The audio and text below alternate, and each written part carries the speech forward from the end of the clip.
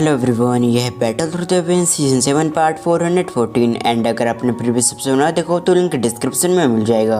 तो पिछले एपिसोड में हमने देखा कि मास्टर यारो ने अपनी बोन चिलिंग फिल्म सावन को दे दिया, जहां सावन ने भी बोन चिलिंग फिल्म को रख लिया था। साथ ही सावन ने बोन चिलिंग फिल्म पे अपने स्पिरिचुअल प्रिंट को भी लगा दिया था। तभी मास्टर यारो ने बताया कि नारायण उससे मिलने के लिए आई है। ये सुनने के बाद सावन को आइडिया हो गया था जरूर यूनियन किसी प्रॉब्लम में है, तभी नारायण उससे मिलने के लिए आई है। और जैसे सावन ने उम्मीद किया था होता भी कुछ ऐसा ही है, लेकिन शुरुआत में नारायण सही से सावन से बात नहीं कर पाती क्योंकि सावन और उसके बीच काफी बड़ा गैप आ गया था। एक वक्त पे उसने सावन को काफी नीचा दिखाया था और अभी सावन के पीछे से मास्टर यारो को हटा भी दिया जाए तब भी सावन अभी काफी पावरफुल हो चुका है। लेकिन अपनी मास्टर यूनियन के बारे में सोचकर नारायण सावन को बताना शुरू कर देती है कि कैसे उन्होंने जिम एम्पायर को छोड़ने के बाद फ्लावर सेक्ट को ज्वाइन किया, जहाँ उनकी मुलाकात ग्रैनी हुआ से हुई, जो शुरुआत में हमसे अच्छे से बर्ताव नहीं कर रही थी, लेकिन यूनियन काफी अच्छे से उसका ध्यान रख रही थी। और जब ग्रैनी हुआ का आखिरी वक्त चल रहा था तो उसने अपनी सारी दुखी यूनियन की बॉडी में सील कर दिया। साथ ही नारायण ने सावन को बताया ग्रैनी हुआ कोई छोटी मोटी एक्सपर्ट नहीं बल्कि डाओजू के पीक की एक्सपर्ट थी। ग्रैनी हुआ चाहते थे यूनियन ने फ्लावर सेक्ट के हेड बने, लेकिन यूनियन को कोई इंटरेस्ट नहीं था, इसीलिए यूनियन ने ग्रैनी हुआ के टोकन को एक्टिंग चीफ को दे दिया। लेकिन एक्टिंग चीफ अब उसके दुर्गी के पीछे पड़ गई थी, तो अब आ गए।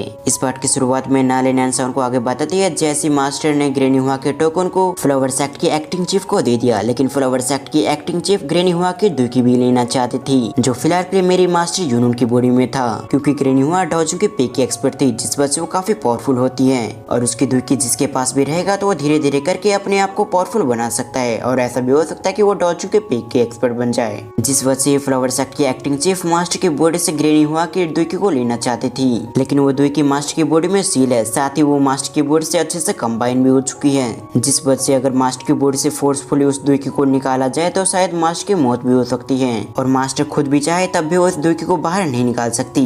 अगर मास्टर ऐसा करती है तो शायद उसमें मारी जाए। लेकिन हमारे लिए अच्छी बात है कि ग्रैनी हुआ की कुछ अच्छी दोस्त हमारी मदद कर रही है, जिस वजह से एक्टिंग चीफ मास्टर पे ज्यादा दबाव नहीं दे सकती।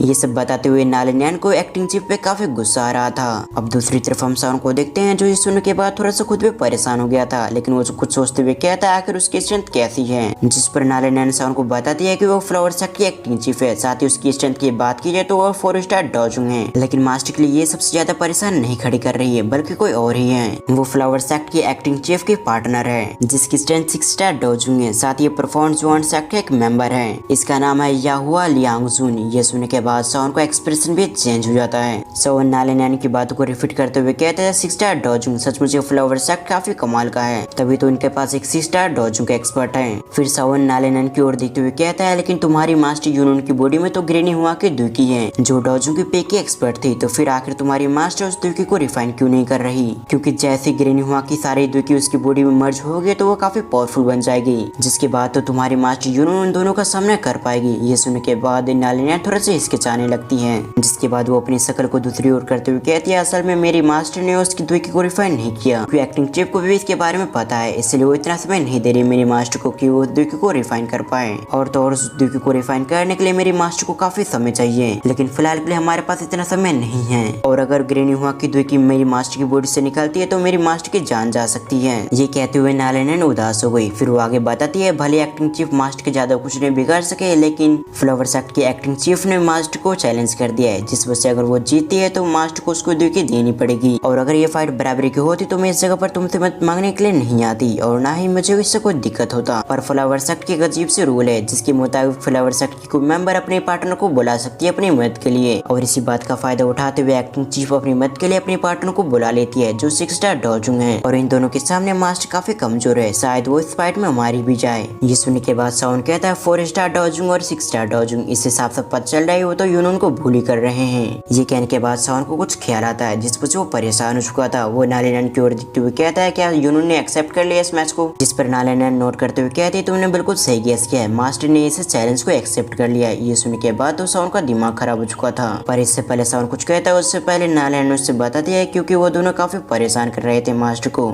साथ ही वो वो दोनों मास्टर को इस चैलेंज को एक्सेप्ट करने के लिए उस पर काफी दबाव डाल रहे थे और आखिरी में मास्टर ने भी यही किया। नालेनन के शब्द पूरे होते उससे पहले सावन ने अपने हाथों को बंद कर दिया। वो नालेनन की ओर देखते हुए कहता है क्या वो पागल हो चुकी है, क्या उसे समझ में नहीं आ रहा कि आखिर वो दोनों क्या करना चाहते हैं। दूसरी तरफ हम नालेनन को देखते हैं जो अपने सामने वाले फिगर को देखती है जो भी काफी गुस्से में लग रहा था। वो सावन की ओर बढ़ते हुए कहती है मैं चाहती हूँ कि तुम मास्टर की मदद करो क्योंकि अगर तुम इस फाइट में इंटरफेयर नहीं करते हो तो मास्टर इसमें मारी जाएगी और मैं ऐसा बिल्कुल भी नहीं चाहती कि मास्टर के साथ कुछ बुरा हो। ये कहते हुए सावन की ओर उम्मीद से देख रही थी। सिंसिप टुकरम सावन को देखते हैं जो अपने सामने नालेनन को देख रहा था जो अभी उससे काफी रिक्वेस्ट कर रही है उसकी मास्टर को बचाने के लिए। साथ ही वो भी जानता था कि नालेनन ने हमेशा से यूनून को फॉलो किया है। सावन नालेनन की ओर देखते हुए कहता है तुम शांत हो जाओ और सबसे पहले मुझे बताओ आखिर मैच स्टार्ट होने में कितना समय लगेगा। सावन की सब सुनते ही नालेनन खुश हो गई थी। वो कहती है 15 दिन। दूसरी तरफ हम सावन को देखते हैं जो अपने मन में कहता है फॉलो मिस्टर पोवलिन से फ्लावर सेक्ट लगभग 10 दिनों की दूरी में है यानी कि मेरे पास समय की काफी कमी है। मुझे जल्द इस जगह से निकलना पड़ेगा तभी जाकर मैं सही समय पर फ्लावर सेक्ट पहुंच पाऊंगा और यूनून को बचा पाऊंगा। ये सोचते हुए सावन नालेनन से सवाल करता है क्या यूनून को परेशान करने वाली वो एक्टिंग चीफ है या फिर कोई और भी है, क्योंकि अगर एक्टिंग चीफ और उसकी पार्टनर की बात है तो सावन उसे संभाल सकता था लेकिन अगर पूरा फ्लावर सेक्ट यूनून के खिलाफ है तो यूनून को उस जगह पर रहने में काफी परेशानी होने वाली थी। जब सावन ये सब सोच रहा था तब हम नालेनन को देखते हैं जो सावन की ओर देखते हुए कहते हैं जितने भी फ्लावर सेक्ट की एल्डर्स और एंसेस्टर है वो सभी एकांत में जाकर कल्टीवेशन कर रही है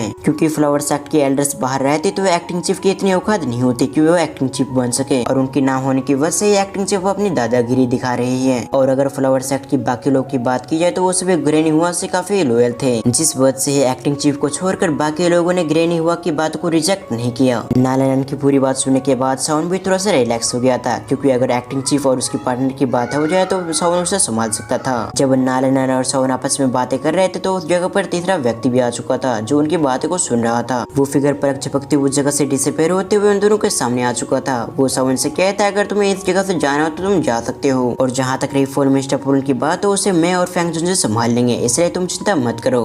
उस फिगर को देखते ही सावन कुछ समय के लिए शॉक्ड हो गया था क्योंकि उसकी स्पीड काफी तेज थी। हमें पता चलता है और कोई नहीं बल्कि मास्टर थे। इधर मास्टर लोग को देखते हैं जिनके चेहरे पे स्माइल थी। उन्हें भी अच्छी तरह से पता था कि सावन इस जगह से पीछे नहीं हट सकता। साथ ही उन्हें यूनून और सावन के बीच की रिलेशनशिप के बारे में अच्छी तरह से पता था। वैसे मुझे नहीं लगता कि आप लोग इस बात को भूले होंगे लेकिन फिर भी मैं आपको याद दिला दूं जब यूनून और सावन की मुलाकात हुई थी तब वो मास्टर योलो भी सावन के साथ ही थे जिस वजह से ही मास्टर योलो को यूनून और सावन के बीच के रिलेशनशिप के बारे में अच्छी तरह से पता था। जबकि दूसरी तरफ हम सावन को देखते हैं जो मास्टर योलो की बातों को सुनने के बाद वो भी नोट कर देता है। जबकि मास्टर योलो ने परमिशन दे दिया तो सावन भी इसके लिए पूरी तरह से तैयार हो चुका था।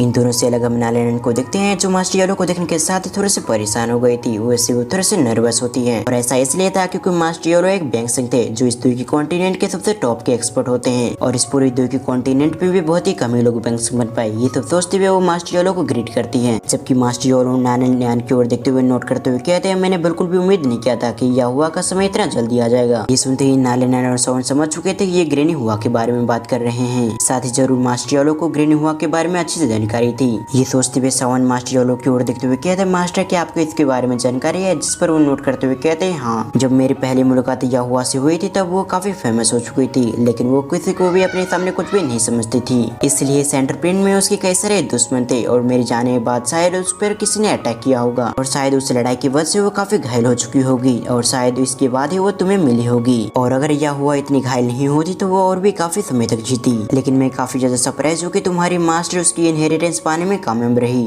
क्योंकि याहुआ थोड़ी गुस्से टाइप की थी जिस पर से वो किसी को भी अपनी इनहेरिटेंस तो इतनी आसानी से नहीं देती और ना ही याहुआ अपनी पूरी जिंदगी में किसी डिसाइपल को एक्सेप्ट किया क्योंकि वो किसी पे भी भरोसा नहीं करती थी।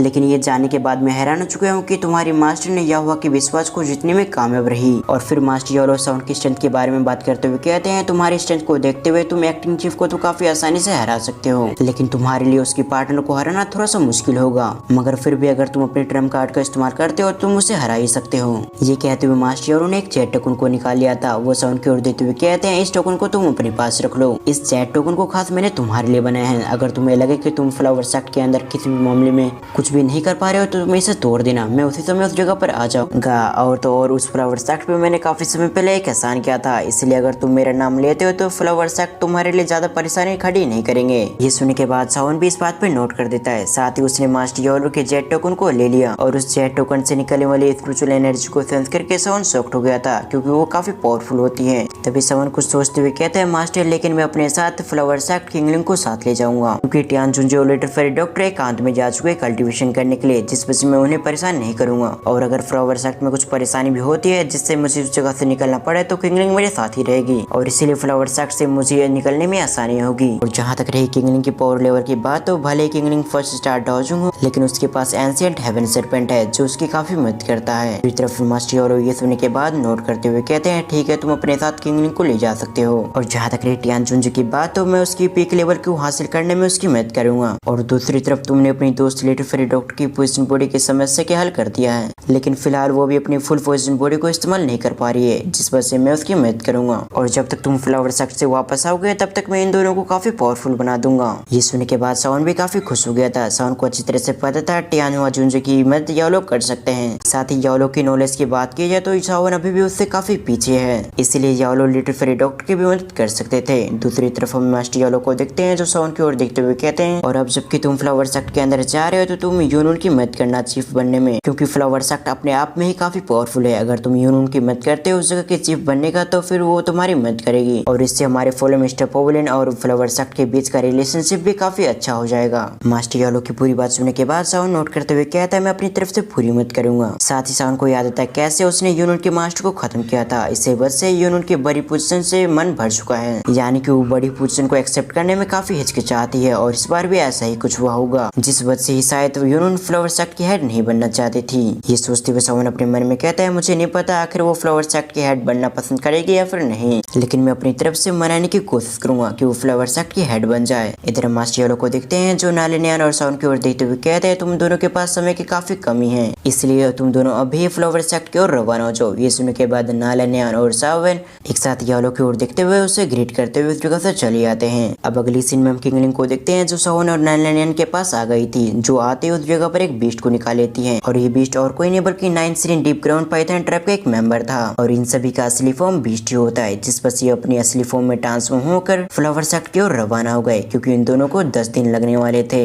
और अब आ चुका था सावन का पूरा ध्यान बोन चिलिंग फ्लेम पर। सावन एक जगह बैठने के बाद अपनी पूरी स्पिरिचुअल एनर्जी को बोन चिलिंग फ्लेम के साथ मर्ज करने की कोशिश करने लगता है। साथ ही वो अपने मन में कहता है अगर बोन चिलिंग फ्लेम ने मेरी स्पिरिचुअल एनर्जी को एक्सेप्ट कर लिया तो इसका ये मतलब हो कि मैं इसका न्यू ओनर बन चुका हूँ। लेकिन शुरुआत में बोन चिलिंग फ्लेम सावन की एनर्जी को एक्सेप्ट नहीं कर रही थी, पर सावन फिर भी हार नहीं मानता और ऐसा करते हुए कुछ दिन बीत जाते हैं, जहाँ धीरे धीरे करते हुए बोन चिलिंग फ्लेम सावन की स्पिरिचुअल एनर्जी को एक्सेप्ट कर रही थी, जो महसूस करने के बाद सावन शॉक्ड हो गया था। उसने बिल्कुल भी एक्सपेक्ट नहीं किया था कि बोन चिलिंग फ्लेम उसकी स्पिरिचुअल एनर्जी को इतनी जल्दी एक्सेप्ट कर लेगी, पर फिर भी इसकी वजह से वो काफी खुश भी होता है। और इसी के साथ हमारा आज का एक्सप्लेनेशन यहीं पर एंड होता है। आपको आज के एक्सप्लेनेशन कैसे लगे आप मुझे कमेंट करके जरूर बताएं एंड इस वीडियो को लाइक टारगेट है 1000। मैं उम्मीद करता हूँ आप इसे लाइक टारगेट को जल्दी कंप्लीट करेंगे एंड वीडियो को फुल वॉच करने के लिए थैंक्स फॉर वॉचिंग।